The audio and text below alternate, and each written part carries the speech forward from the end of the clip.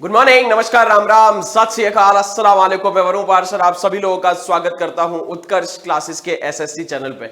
जल्द से जल्द सही बच्चे जुड़ जाएं और हमेशा की तरह आप लोग सबसे पहले ये बताएं कि आप सभी लोगों तक मेरी आवाज पहुंच रही है या नहीं पहुंच रही है, और उसके बाद हम अपनी क्लास को शुरू करने वाले हैं।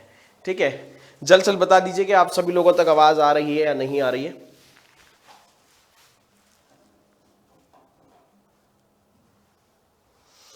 तो जल्द से जल्द बताएंगे आप सभी लोगों तक आवाज पहुंच रही है या नहीं पहुंच रही है। हाजी भाई नमस्कार नमस्कार नमस्कार। चलिए क्लास को हम आगे बढ़ाएंगे, पर आगे बढ़ाने से पहले हमेशा की तरह हमारी एक टैगलाइन कि जीवन में कोई भी जानने वाला बाबू सोना जादू टोना धनिया पुदीना दोस्त दुश्मन देसी विदेशी अड़ोसी पड़ोसी जो भी हो, वीडियो को ज्यादा से ज्यादा जगह पे शेयर कर देना और वीडियो को लाइक भी करवा देना। सबसे पहला क्वेश्चन आ रहा है आप लोगों के सामने, बताइए इस क्वेश्चन का आंसर क्या होने वाला है। ठीक है, कुछ इजी क्वेश्चन रखेंगे आप लोगों के लिए शुरुआत में, जिससे आप लोगों को भी थोड़ी दिक्कत ना हो। ठीक है, चलिए बताएंगे। भारत में अंग्रेजी कंपनी की व्यापारिक गतिविधियों का प्रथम केंद्र कौन सा था। ठीक है, ये आप लोग बताओगे। ठीक है, सूरत है, मद्रास है, पणजी है, या फिर आपका मछलीपट्टनम हो जाएगा, ये आप लोगों को बताना है। ठीक, चलिए बेटा अगर बात की जाए तो सबसे पहले भारत में, ये तो आप सभी लोग इससे परिचित होंगे ही, कि अगर बात करें एक क्रम की तो सबसे पहले भारत में आने वाले पुर्तगाली हुआ करते थे। पुर्तगाली के बाद आए थे आपके डच, डच के बाद जो आए थे वो थे अंग्रेज, अंग्रेजों के बाद डेनमार्क से आए थे आपके डेनिश, और सबसे आखिरी में आपके जो आए थे वो थे आपके कौन से, फ्रांस। सबसे आखिरी में आने वाले कौन थे, फ्रांसीसी, जो आपके आए कहां से थे, फ्रांस से आए थे। ये चीज आप लोगों को याद रखनी है। अगर इसमें आपसे पूछा जा रहा है प्रथम केंद्र कौन सा है, तो अंग्रेजों की सबसे पहली फैक्ट्री, अंग्रेजों की सबसे पहली फैक्ट्री जो थी वो याद रखना 1608 में लगी थी सूरत में, 1608 में। पर कुछ समय बाद ही इस फैक्ट्री को जहांगीर के आदेशों से बंद कर दिया गया। जहांगीर ने ही परमिशन दी थी और बाद में जहांगीर ने ही बंद कर दिया। बताते हैं कि पुर्तगालियों के कहने पे इसको क्या कर दिया गया था, बंद करवा दिया गया था। अगर आपसे पूछा जाए कि पहला अस्थायी कारखाना टेम्पररी, तो ये आपका 1611 में मसूलीपट्टनम में अंग्रेजों का लगा था। मसूलीपट्टनम कहां पड़ता है, आपका आंध्र प्रदेश में पड़ता है। और अगर बात करें कि जो आपका प्रथम अंग्रेजी राजदूत जो आया था अनुमति मांगने, उसका नाम क्या हुआ करता था, उसका नाम हुआ करता था विलियम हॉकिंस। क्या नाम हुआ करता था उसका, विलियम हॉकिंस। 1608 से लेके 11 तक मुगल साम्राज्य में रहा। 1609 में ये आगरा में जहांगीर से मिला था। ठीक है, जहांगीर ने इसको 400 मनसब दिए थे, जहांगीर ने इसको 400 मनसब दिए थे, और साथ में इंग्लिश खान की भी क्या दी थी, इंग्लिश खान की उपाधि भी दी थी। तो ये भी आप लोग याद रखेंगे। तो इसका सही आंसर जो होगा वो आंसर क्या होगा, Surat will be the right answer. Comment section में आप लोग बताने वाले हो कि पुर्तगालियों की प्रारंभिक राजधानी कौन सी थी। पुर्तगालियों ने शुरुआत में अपनी जो राजधानी बनाई थी वो कहां पे बनाई थी, ये आप बताओगे। चल चल बता दीजिए।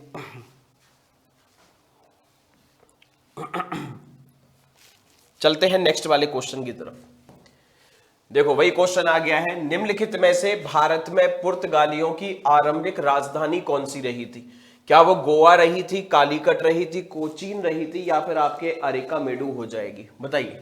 देखो अगर बात करें कि सबसे पहले जो आने वाला व्यक्ति था, आप सभी लोग इससे परिचित होंगे, उसका नाम क्या हुआ करता था, वास्को डी गामा। ठीक है, वास्को डी गामा। और इसका जो पानी का जहाज था, ठीक है, ये आपका आया कहां पे था, केरल में पहुंचा था।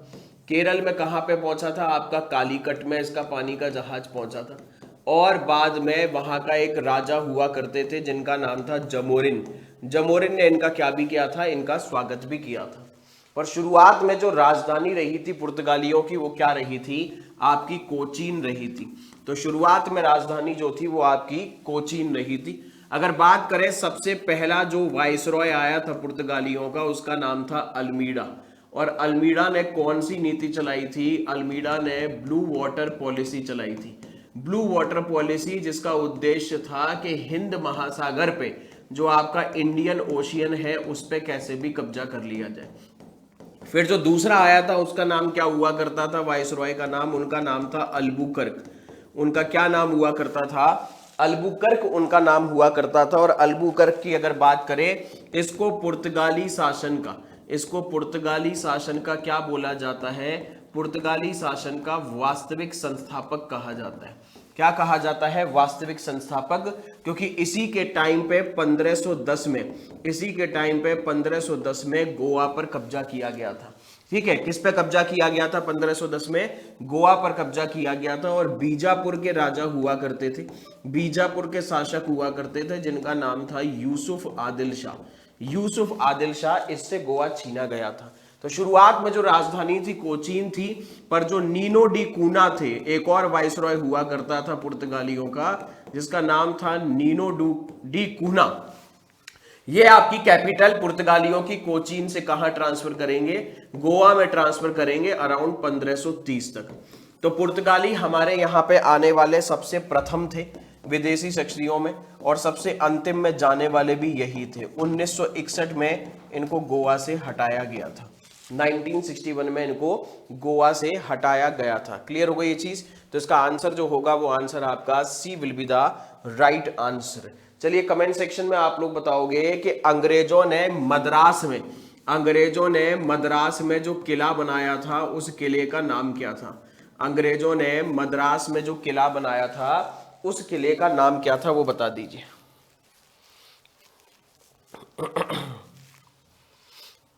चलते हैं नेक्स्ट की तरफ।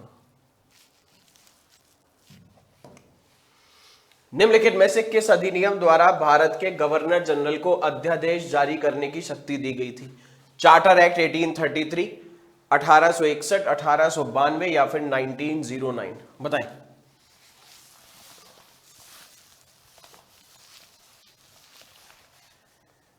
क्या इसका आंसर हो सकता है?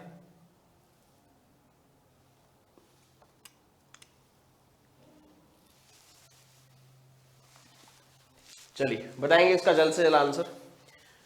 देखो, अगर बात की जाए 1909 से जो सबसे बड़ा काम हुआ था, इससे मुसलमानों को सेपरेट इलेक्टोरेट दिया गया था, जिसको हम पृथक निर्वाचन मंडल कहते हैं। मुसलमानों को सेपरेट इलेक्टोरेट दिया गया था। 1833 से अगर बात की जाए तो इनसे जो हम कह सकते हैं ईस्ट इंडिया कंपनी की व्यापार करने की जो शक्ति थी उसको पूर्णतः समाप्त कर दिया गया था। ठीक है, व्यापार करने की जो शक्ति थी, इसी से आपका क्या बनाया गया था? एक विधि आयोग बना था, एक लॉ कमीशन बना था। कमेंट सेक्शन में आप बताओगे कि विधि आयोग के अध्यक्ष कौन हुआ करते थे? जो विधि आयोग था उस विधि आयोग के अध्यक्ष कौन हुआ करते थे, ये आप लोगों को बताना है जल्द से जल्द। तो इसका आंसर क्या होगा? जो आपके वाइसरॉय को अध्यादेश जारी करने की पावर दी गई थी वो किस कानून से दी गई थी? 1861 में। इसके अलावा इसी कानून से याद रखना, वाइसरॉय की परिषद में सर्वप्रथम 3 भारतीयों को शामिल भी किया गया था। वाइसरॉय की परिषद में सर्वप्रथम 3 इंडियंस को भी शामिल किया गया था। यह भी हम लोगों के लिए इंपॉर्टेंट हो जाता है। ठीक है, बढ़ते हैं नेक्स्ट वाले की तरफ।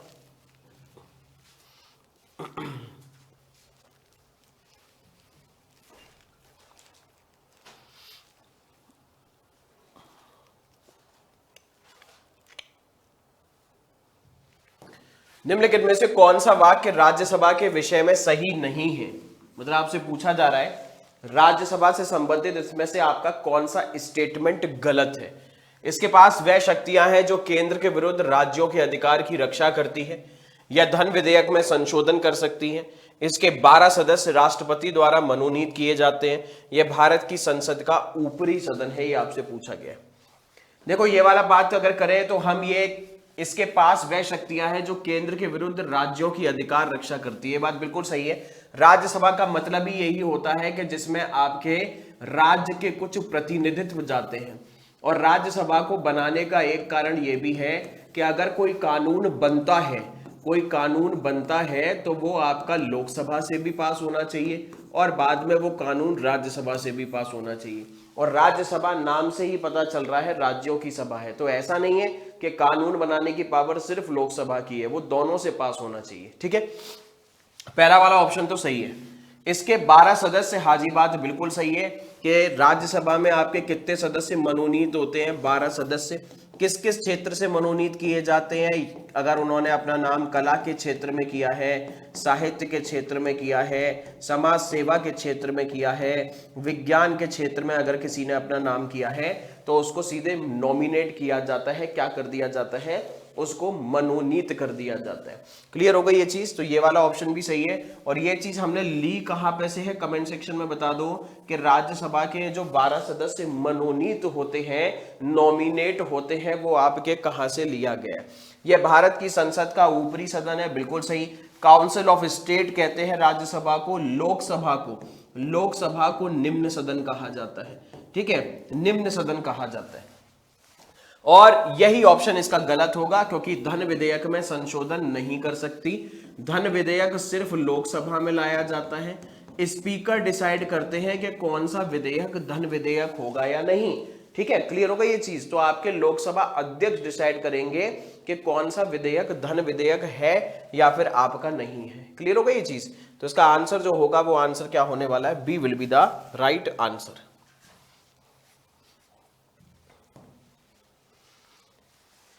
नेक्स्ट, निम्नलिखित में से कौन सी रेखा पाकिस्तान और अफगानिस्तान को अलग करती है? क्या वो मैकमोहन रेखा है, क्या वो रेडक्लिफ लाइन है, डूरंद लाइन है, इनमें से कोई नहीं। बहुत ही ज्यादा इजी क्वेश्चन है। सबसे पहले तो याद रखना कि एक आपकी योजना आई थी जिसे हम कहते हैं माउंटबेटन योजना। ये माउंटबेटन योजना कब पेश की गई थी? 3 जून 1947 को पेश की गई थी। 3 जून 1947 को माउंटबेटन योजना पेश की गई थी। और ये आपका क्या था? ये आपके भारत और पाकिस्तान के विभाजन का आधार बनी थी। ये आपके भारत और पाकिस्तान के विभाजन का क्या बनी थी? आधार बनी थी। ये भी आप लोगों को याद रखना है, इंडिया और पाकिस्तान के पार्टीशन की। साथ में इसी में ये फैसला लिया गया था कि रेडक्लिफ नाम का जो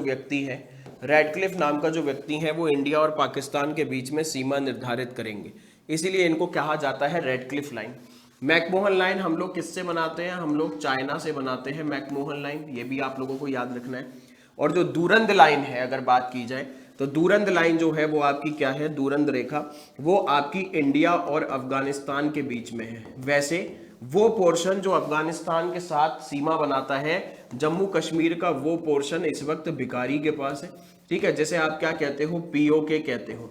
जैसे आप क्या कहते हो? पाकिस्तान ऑक्यूपाइड कश्मीर। जैसे हम लोग गुलाम कश्मीर कहते हैं, भिखारी इसको आजाद कश्मीर कहता है, ठीक है। तो ये आप लोगों को याद रखना है, ठीक। तो इसका सही आंसर है करीबन 106 किलोमीटर के आसपास अफगानिस्तान से हमारी सीमा बनती है। ये आप लोग याद रखेंगे, ठीक है। और सबसे ज्यादा जो है वो आपकी करीबन 4096 बांग्लादेश के साथ हम लोग क्या बनाते हैं? सीमा बनाते हैं, ठीक है। आंसर जो होगा वो है दूरंद लाइन।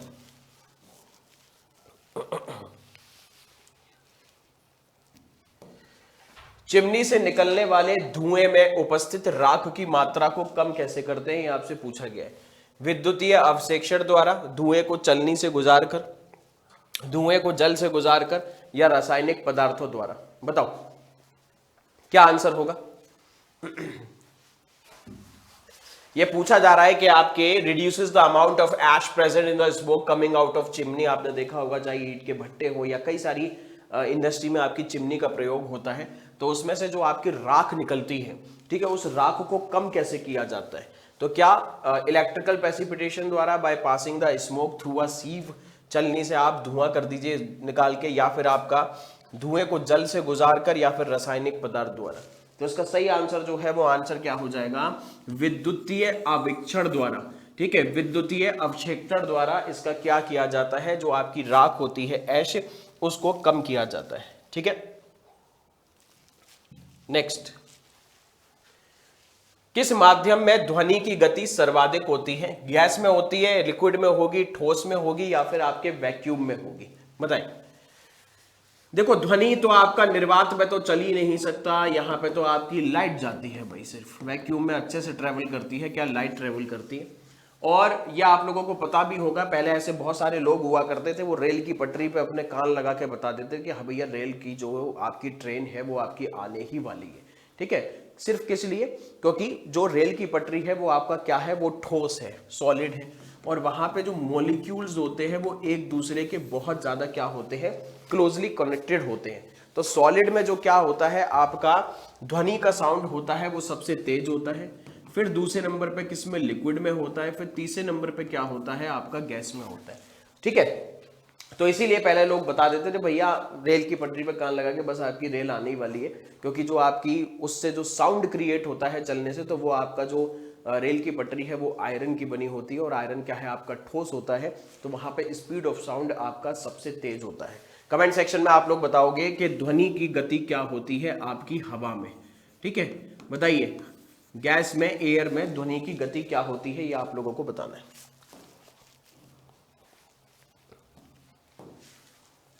नेक्स्ट,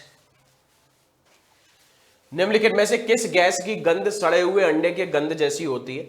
हाइड्रोजन सल्फाइड होता है, डाइमिथाइल क्लोराइड होता है, क्लोरीन होता है, या फिर आपका अमोनिया हो जाएगा। बताइए इसका क्या आंसर होने वाला है। ठीक है,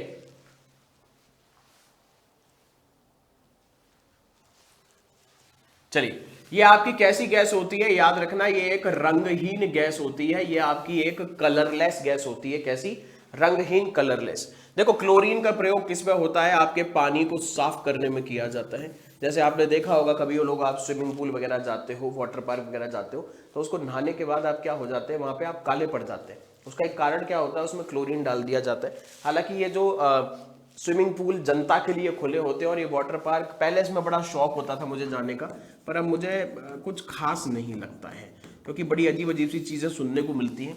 इन लोगों को जब सूसू आती है तो वो उसी में सूसू भी कर देते हैं, मतलब उनमें इतनी शर्म नहीं होती कि बाहर चले जाएं, वॉशरूम में जाके सूसू कर ले। होते कुछ ना कुछ, जब वो बिल्कुल निकलने वाले होते होंगे ना वाटर पार्क से, तो उसमें वो सूसू करके आ जाते हैं। ठीक है, तो पता चला कि कहीं पे भैया 50 लीटर पानी भरा हुआ है किसी उसमें वाटर पार्क में, शाम को जब चेक किया तो 52 लीटर पानी हो गया। तो इसीलिए भगवान बचाए ऐसी जगहों से। ठीक, हालांकि अभी मैंने सुना था कि कोई किसी वाटर पार्क में ऐसी टेक्नोलॉजी आ गई है कि जैसे ही आप उसमें सूसू करोगे तो आपके आसपास का जो पानी है वो रिएक्शन करके रेड हो जाएगा, और फिर आपके ऊपर उसमें पेनल्टी लगाई जाएगी।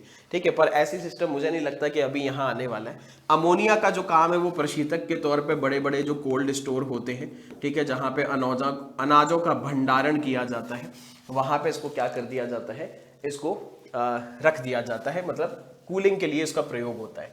तो इसका आंसर जो होगा वो होगा हाइड्रोजन सल्फाइड। ये बिल्कुल इट स्मेल्स लाइक रॉटन एग्स, मतलब सड़े हुए जो अंडे होते हैं रॉटन एग्स, उनके जैसी स्मेल आपको ये लगेगी। तो याद रखना हाइड्रोजन सल्फाइड को आपको जांच करना है तो आपको पहले सड़े हुए अंडे की स्मेल लेनी होगी।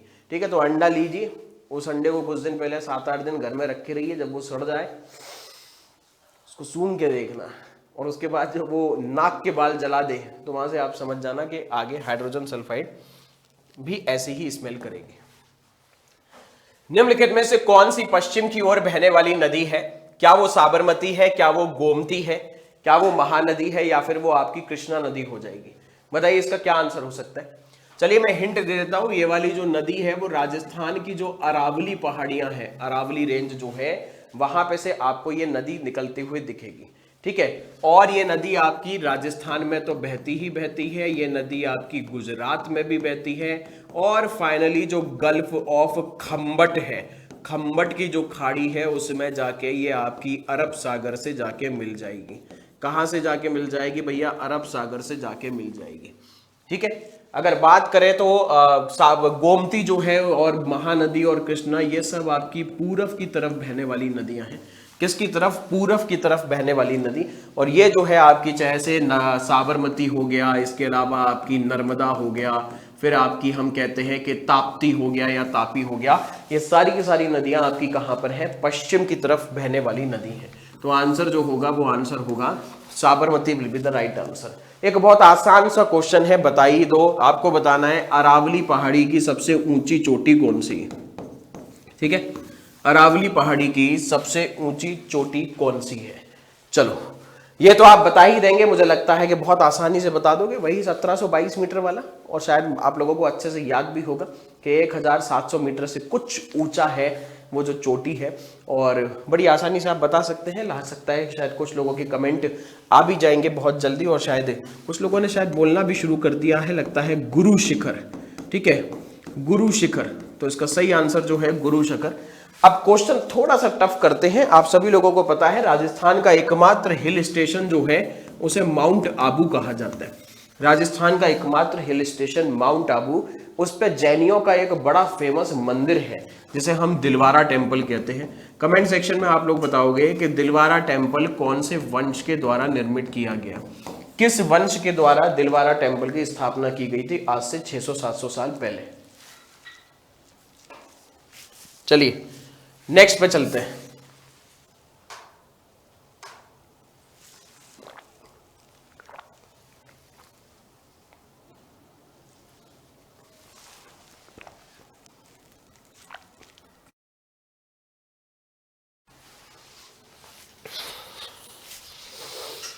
निम्नलिखित में से किस राज्य में रेणुका वेटलैंड नामक, क्या बता रहे हैं, कुछ लोग बता रहे हैं कि चालुक्य वंश के द्वारा किया गया, कुछ लोग कह रहे हैं कि चंदेल वंश के द्वारा किया गया।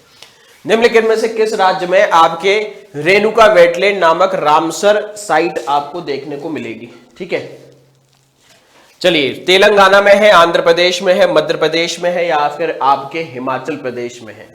ठीक है, बताएंगे इसका आंसर, मुझे लगता है बड़ी आसानी से बता ही देंगे। सबसे पहले तो मैं हिंट दे देता हूं, 2005 में, सन 2005 में इसको रामसर साइट घोषित किया गया था। ठीक है, रामसर साइट याद रखना, रामसर कन्वेंशन आपका 2 फरवरी 1971 को हुआ था। रामसर कन्वेंशन 2 फरवरी 1971 को हुआ था। ठीक है, रामसर कन्वेंशन, और ये कहाँ पे हुआ था? आपका ईरान में है। और ये बेसिकली आपकी जो आर्द्र भूमि होती हैं, बेसिकली जो होती हैं आर्द्र भूमि, उनको बचाने के लिए, ठीक है, उनके कंजर्वेशन के लिए इसको किया जाता है। और इसमें कुल मिला के कितनी जगह है? इसमें कुल मिला के जगह जो है वो आपकी 75 है। कुल मिला के कितनी जगह है? जगह आपकी इसमें हो जाएंगी कितनी? 75। ये याद रखेंगे। सबसे ज्यादा जगह जो आपको देखने को मिलती है वो किस राज्य में है? तमिलनाडु में है आपकी 14। तमिलनाडु में है 14, याद रखेंगे इस चीज को। और अगर बात की जाए उत्तर प्रदेश में कितनी है? आपकी 10 है। कितनी हो जाएंगी? 10। कमेंट सेक्शन में बता दीजिए कि पूरी दुनिया में पहले नंबर पे कौन सा देश है जिस देश में आपको सबसे ज्यादा रामसर साइट देखने को मिल जाएंगी? आंसर इसका क्या हो जाएगा? ये वाली आपकी जो रेणुका वाली है वो कहां पर है? हिमाचल प्रदेश में। नेक्स्ट, निम्नलिखित में से कौन सी जम्मू और कश्मीर की एक पारंपरिक नाट्य कला है? क्या वो धनु जात्रा है, क्या वो स्वांग है, क्या वो माच है, या फिर वो आपका बांड पाथेर है? बताइए।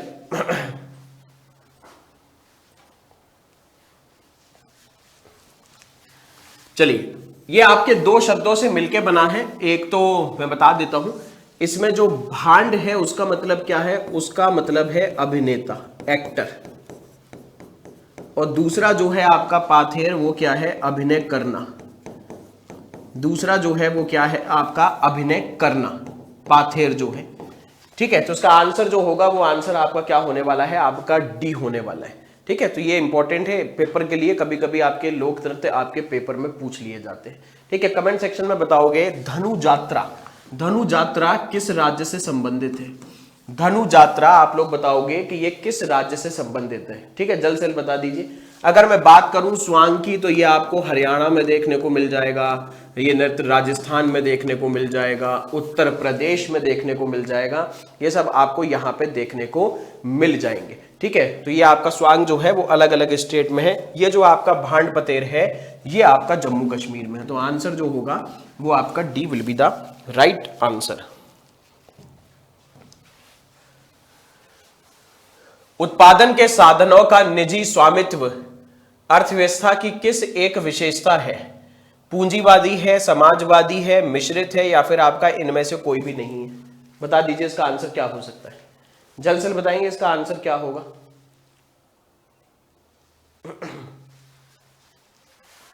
उत्पादन के साधनों का निजी स्वामित्व, यानी कि आपका प्राइवेट सेक्टर है, तो क्या वो कैपिटलिस्ट होगा, क्या वो सोशलिस्ट होगा, क्या वो मिश्रित होगा, या फिर नन ऑफ दीज होगा?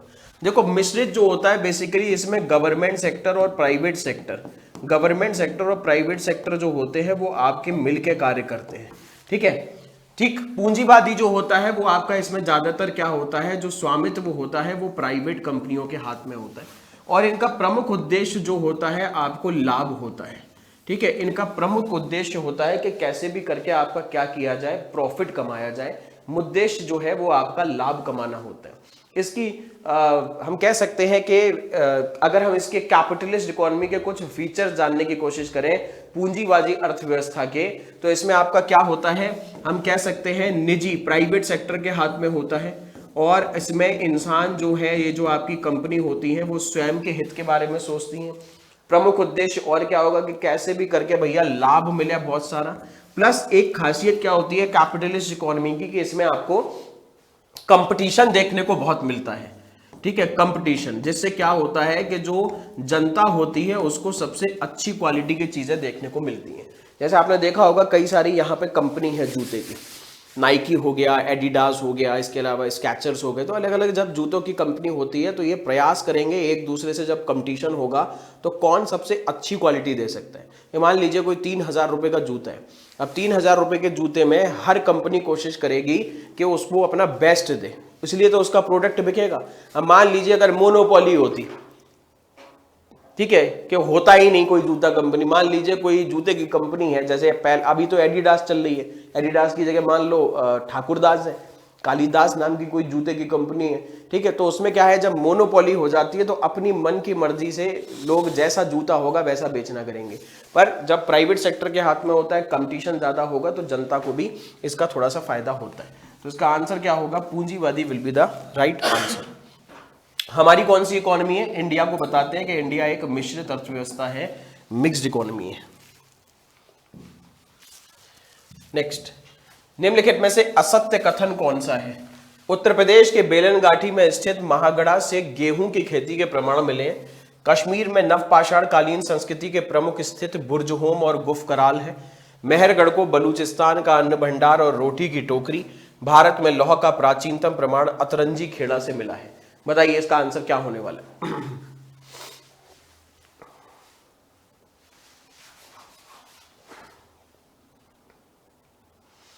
चलिए, अगर बात की जाए महागढ़ा की, तो यहां पे से वृत्ताकार झोपड़ी भी मिली है, वृत्ताकार आपकी झोपड़ी देखने को मिली है। कर्व्ड हम कह सकते हैं कि हट इसमें आपको देखने को मिल जाएंगे, ठीक है। इसके अलावा अगर करें तो हम यहाँ पे से गौशाला के भी साक्ष्य मिले हैं कि यहाँ पे एक टाइम पे भैया गौशाला रहा करती होगी। तो और जो पहला वाला ऑप्शन है वही आपका गलत है, क्योंकि महागढ़ा से आपका गेहूं के साक्ष्य नहीं मिले हैं।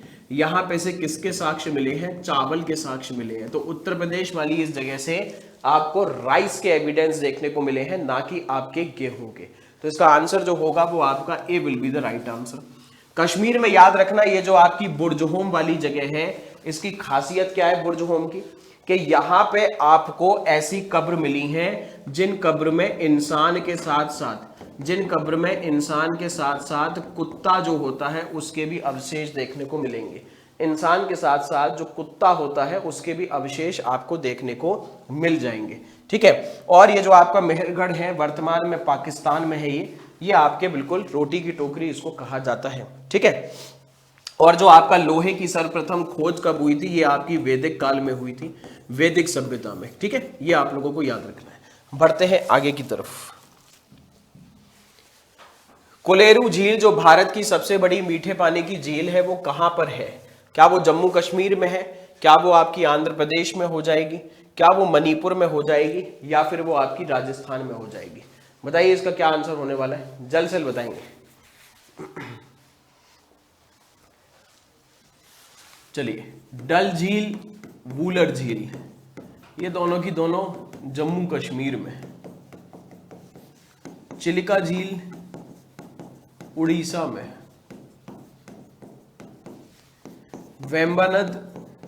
वेम्बानाथ झील आपकी कहाँ है वो आप लोग मुझे बताने वाले हो। वेम्बानाथ झील आपकी कहाँ पर है वो आप बताओगे जल्द से जल्द, ठीक है। इसके अलावा आपकी लोकटक, ये आपको कहाँ पे देखने को मिलेगी, मणिपुर में। लोकटक झील जो है वो आपको कहाँ देखने को मिलेगी, मणिपुर में। इसके अलावा पुलिकट झील आपकी कहाँ पर है वो आपको आंध्र प्रदेश में देखने को मिलेगी। कोलेरू झील आपको कहाँ देखने को मिल जाएगी। हाँ जी, बेहतर आंसर दे पा रहे हैं कि जितने लोगों ने जवाब दिया है, आंध्र प्रदेश, ठीक है।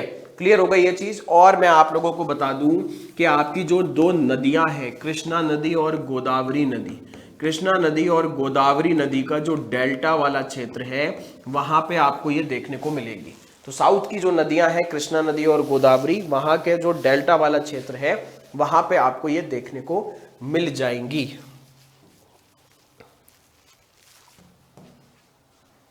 चलिए, वेम्बनाद आपकी कहां पर है भाई? बिल्कुल सही, वेम्बनाद झील जो है वो आपको मिलेगी केरल में देखने को। कहां देखने को मिलेगी? केरल वाले क्षेत्र में देखने को मिल जाएगी। नर तथा मादा जननांगों में विकार का पता लगाने में उपयोग किया जाता है किसे? सिटी स्कैन, अल्ट्रासाउंड, सर्जरी या एंडोस्कोपी? देखो सीटी की फुल फॉर्म क्या है? इसे कंप्यूटेड टोमोग्राफी कहते हैं। ठीक है, सिटी स्कैन जो है उसे हम क्या कहते हैं? कंप्यूटेड टोमोग्राफी कहते हैं। ये आप लोगों को याद रखना है। ठीक है, चलिए जी। हाँ जी, तो इसमें आपका सिटी स्कैन का भी प्रयोग क्यों होता है? अगर आपको बोन की जांच करनी है, ऊतकों की जांच करनी है, टिश्यू की, तो उनके लिए भी किया जाता है। पर जब बात आती है कि मेल और फीमेल के जो सेक्सुअल ऑर्गन्स होते हैं उसमें अगर कोई दिक्कत है उसको पता करने के लिए याद रखें अल्ट्रासाउंड का प्रयोग किया जाता है। किसका प्रयोग किया जाता है? याद रखेंगे, अल्ट्रासाउंड का प्रयोग किया जाता है। और ये मानव शरीर के अंदर के जो अंग हैं, ऊतक है, उनकी जो संरचना है उनको बनाने में मदद करता है। तो उसका जो स्ट्रक्चर है, किस प्रकार वो बने हैं, उस भी आपको यहां पे पता चल जाएगा। ठीक है, चलिए चलिए, एंडोस्कोपी से आप सभी लोग परिचित होंगे। शरीर के अंदर आपने देखा होगा वो कभी कभी एक पाइप टाइप का डाला जाता है जिससे शरीर के जो अंदर के अंग है उसकी चीजें फिर आपके बगल में एक टीवी लगा होता है, वहां पे आपको वो देखने को मिल जाता है। इसमें कोई भी मतलब शरीर में चीरा लगाने की जरूरत नहीं पड़ती है। ठीक है, नेक्स्ट पे चलते हैं। गुड़ी पड़वा का त्योहार किस राज्य में विशेष रूप से मनाया जाता है? उड़ीसा में मनाया जाता है, गोवा में मनाया जाता है, पंजाब में मनाया जाता है, या फिर आपका महाराष्ट्र में मनाया जाता है? बता दीजिए इसका क्या आंसर होगा। ठीक है, देखो जो चैत्र मास होता है, चैत्र मास का जो शुक्ल पक्ष वाला क्षेत्र होता है, शुक्ल पक्ष वाला जो समय होता है, एक तो होता है कृष्ण पक्ष, एक होता है शुक्ल पक्ष, वो वाला जो समय होता है उसमें इसको बड़े हर्षोल्लास से मनाया जाता है ये वाले त्योहार को। जवाब तो आप दे ही दोगे जहां तक मुझे लग रहा है। ठीक है, याद रखें गुड़ी का अर्थ क्या होता है? इसका मतलब होता है विजय पताका। क्या? विजय पताका। इस दिन भैया सभी लोग अपने घर के ऊपर ये विजय झंडा, पताका मतलब क्या होता है? झंडा, वो आप फहराते हैं। ठीक है, और याद रखें कि ऐसा नहीं है कि सिर्फ ये वाला त्योहार जो है वो आपका जो आंसर आप बोल रहे हो महाराष्ट्र, सिर्फ उससे संबंधित है। ये महाराष्ट्र के अलावा आपका कर्नाटक में भी मनाया जाता है, इसके अलावा आंध्र प्रदेश में भी मनाया जाता है ये आपका गुड़ी पड़वा वाला जो त्योहार है। ठीक है, चलिए एक क्वेश्चन आप लोगों से पूछ लेते हैं, देखते हैं कौन इसका सही आंसर देगा। बाली यात्रा, बाली यात्रा महोत्सव आपका किस राज्य में मनाया जाता है? बाली यात्रा महोत्सव आपका किस राज्य में मनाया जाता है, ये आप लोग बता दीजिए। देखो भाई, रथ यात्रा, दुर्गा पूजा भी आपको यहां देखने को मिल जाएगा।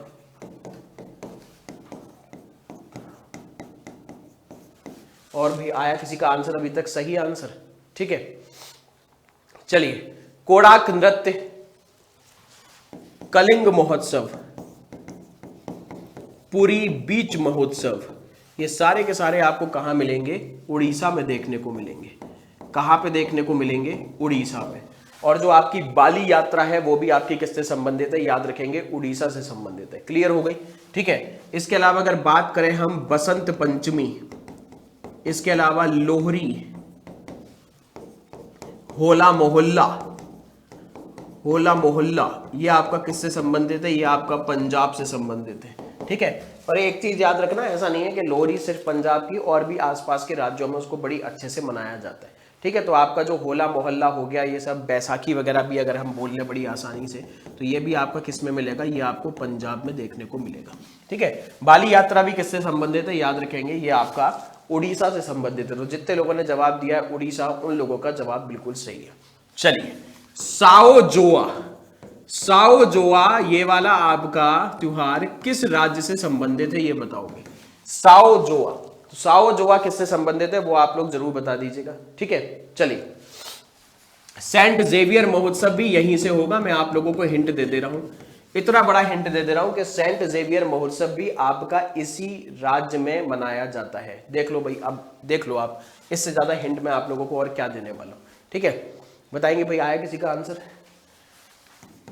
शिगमो महोत्सव भी आपका इसी से संबंधित है। हाँ जी, तो जितने लोगों ने जवाब दिया है गोवा, उन लोगों का जवाब यहाँ पे सही है। तो सेंट जेवियर, सिग्मो, ये सब आपका किस में है? गोवा में। नेक्स्ट पे चलेंगे। गुरुकुल कांगड़ी विश्वविद्यालय की स्थापना किसने की थी? लाला लाजपत राय ने, स्वामी श्रद्धानंद ने, लाला हंसराज ने, या फिर आपके महादेव गोविंद रानडे ने? बताओ, जल्द से बताएं। लाला लाजपत राय तो याद रखेंगे, पंजाब नेशनल बैंक में इनका बड़ा योगदान रहा। साइमन आयोग का विरोध करते हुए इनकी मृत्यु हो गई थी। साइमन वापस जाओ का नारा भी इन्होंने ही दिया था। ठीक है। कांग्रेस के किसके गरम दल के नेता हुआ करते थे, ये भी आप लोगों को याद रखना है। इनको पंजाब केसरी भी कहा जाता है। क्या कहा जाता है? पंजाब केसरी। ठीक, चलिए भाई, आया किसी का आंसर? चलिए, सभी लोग यहाँ पे आंसर दे पा रहे हैं कि इसका आंसर जो होगा वो आपका स्वामी श्रद्धानंद होगा। बिल्कुल सही। और स्वामी श्रद्धानंद जो है, ये आपका जो कॉलेज भी है वो आर्य समाज से संबंधित है।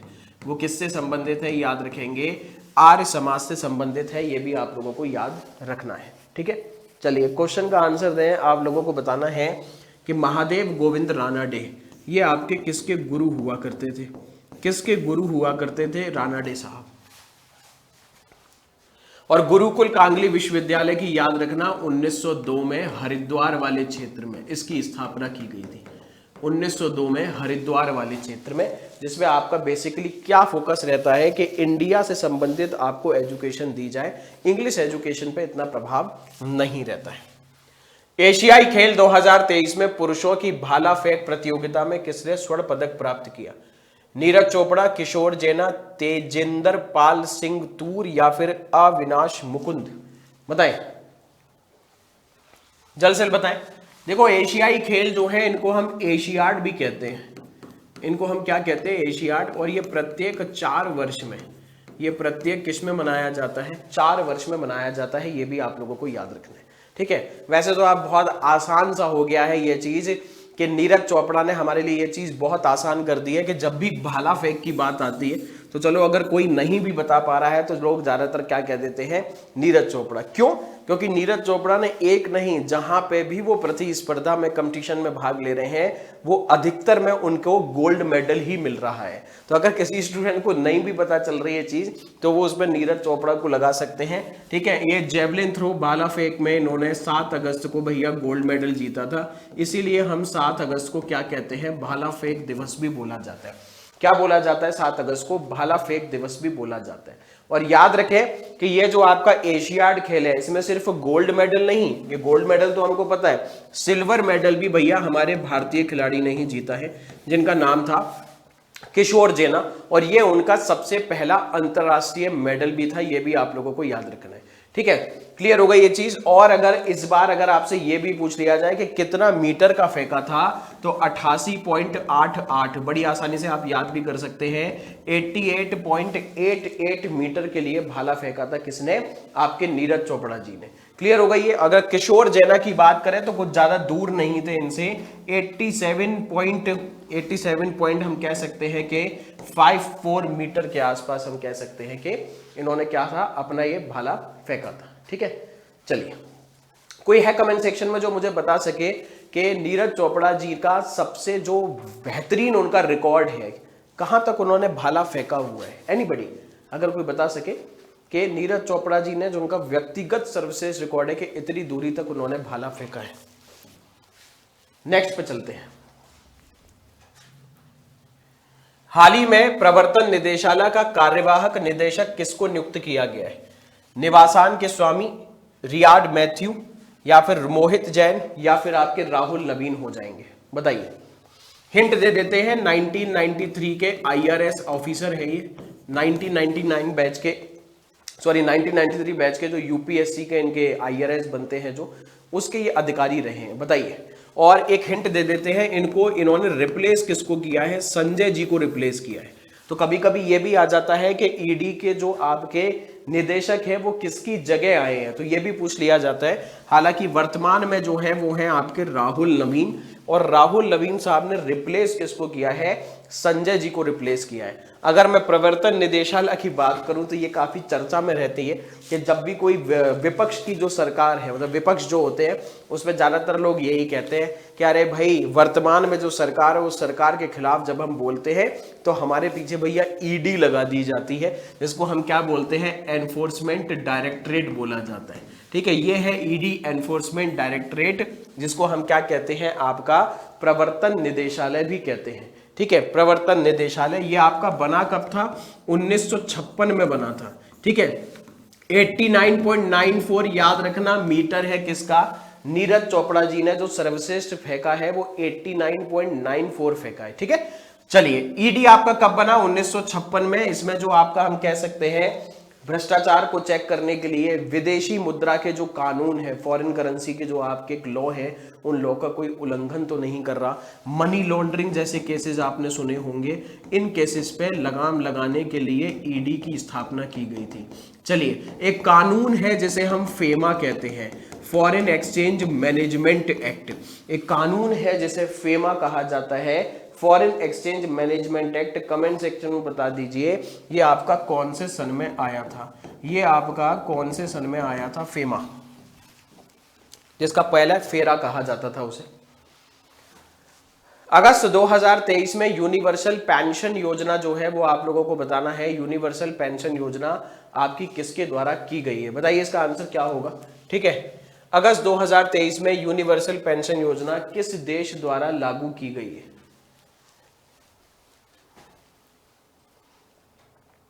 चलिए,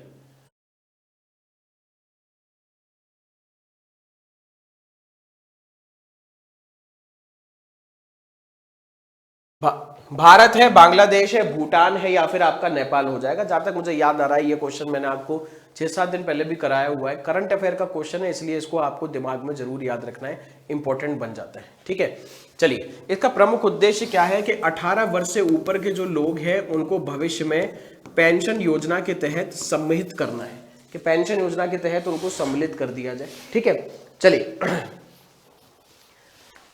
हाँ, तो इसमें सिंपल सा है, आप सभी लोगों को पता है कि 18 वर्ष से शुरू हो जाएगा और उसमें वो किस्तें भर सकता है 60 साल तक। आपको पता है 60 साल एक रखी जाती है, एक इसके रिटायरमेंट एज इसको रखा जाएगा। और ये आपकी शुरू कहाँ पर हुई है, ये शुरू हुई है आपकी कहाँ पे, बांग्लादेश में। बांग्लादेश की जो प्रधानमंत्री है उनका नाम क्या है, शेख हसीना। ये भी आप लोगों को याद रखना ही रखना है। क्लियर हो गई ये चीज। ठीक है, हाँ जी, जो फेमा है वो याद रखना आपका किस सन में आया है, 1999 में आया है। किस में आया है, फॉरेन एक्सचेंज मैनेजमेंट एक्ट, ये आपका 1999 में आया है। चलते हैं नेक्स्ट पे। किस राज्य सरकार ने हर घर सौर अभियान शिविर शुरू किया है, मध्य प्रदेश है, उड़ीसा है, बिहार है, या फिर आपका उत्तर प्रदेश हो जाएगा। बताइए इसका आंसर क्या हो सकता है।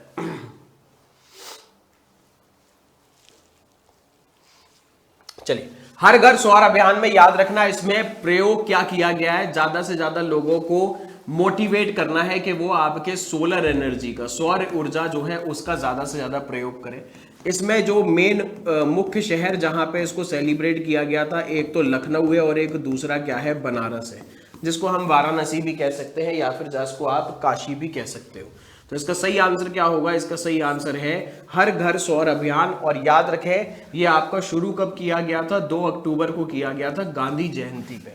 तो 2 अक्टूबर 2023 में इसको चलाया गया है, हर घर सौर अभियान, जिसमें ज्यादा से ज्यादा लोग जो है उनको प्रोत्साहित किया है कि आप सोलर एनर्जी, क्योंकि आपको पता है कि जो सौर ऊर्जा होती है वो आपका, उसके द्वारा कोई पॉल्यूशन भी, प्रदूषण भी नहीं होता है। निम्नलिखित में से कौन वर्ल्ड सिटीज कल्चर फोरम में शामिल होने वाला पहला भारतीय शहर बना है। क्या वो चेन्नई है, क्या वो हैदराबाद है, क्या वो जयपुर हो जाएगा, या फिर वो आपका बेंगलुरु हो जाएगा। बताएं इसका आंसर।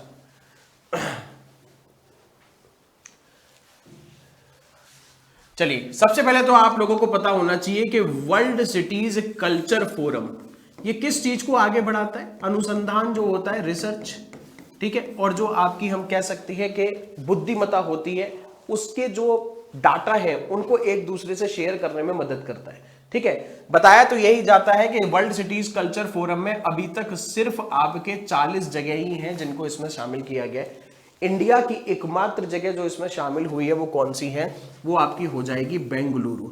इंडिया की एकमात्र जगह जो इसमें शामिल हुई है वो कौन सी है, वो आपकी बेंगलुरु हो जाएगी। ठीक है, बड़े बड़े शहर जैसे आपने सुना होगा, न्यूयॉर्क हो गया, पेरिस हो गया, टोक्यो हो गया, दुबई हो गए, ये सब इस वक्त वर्तमान में वर्ल्ड सिटीज कल्चर फोरम में शामिल हैं। जो मैंने बताया था, इस फोरम का मुख्य उद्देश्य है कि आपके जो रिसर्च होता है, अनुसंधान और जो बुद्धिमत्ता से संबंधित जानकारी होती है, इंटेलिजेंस, उसको ये एक दूसरे से शेयर करने में क्या करता है, मदद करता है। ठीक है, नेक्स्ट, सूरत की संधि निम्नलिखित में से किसके मध्य हुई थी? बंबई काउंसिल व महादजी सिंधिया, अंग्रेज व बालाजी बाजीराव, अंग्रेज व रघुनाथ राव, या टीपू सुल्तान और पेशवा के मध्य में हुई थी। ठीक है,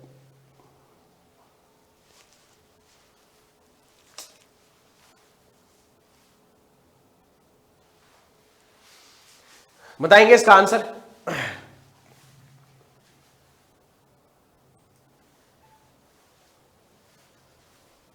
चलिए देखो, सबसे पहले मैं बता दूं, इस संधि के तहत नाम से ही पता चल रहा है कि जो पेशवा थे उन्होंने सूरत और जो एक भड़ौच वाला क्षेत्र था वो बोल दिया था कि इससे जो कमाई होती है, इससे जो कमाई होती है वो अंग्रेजों के साथ में क्या कर दूंगा, बांट लूंगा। इससे जो कमाई होती है वो मैं अंग्रेजों के साथ बांट लूंगा।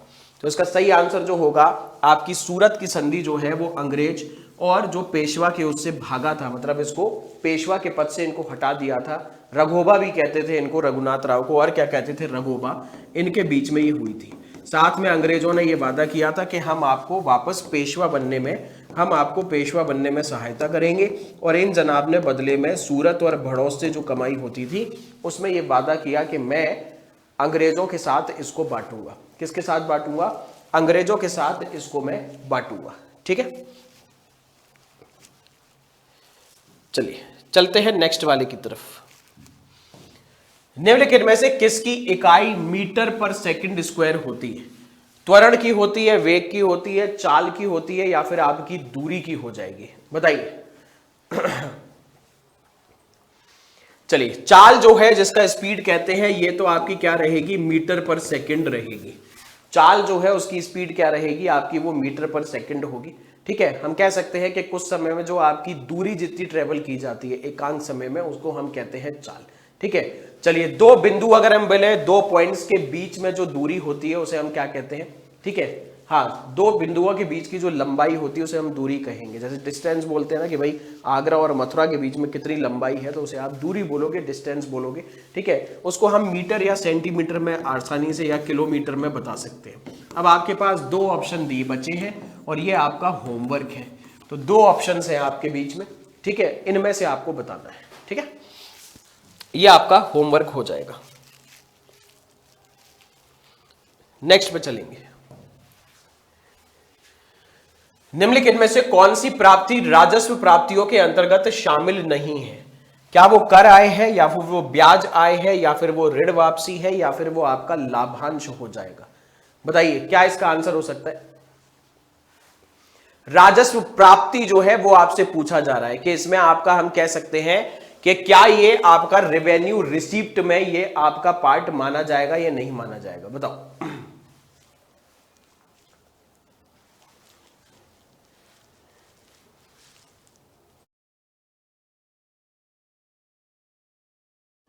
चलिए, तो इसका सही आंसर जो होगा, वो इसका सही आंसर जो होने वाला है वो आपका लोन रीपेमेंट है।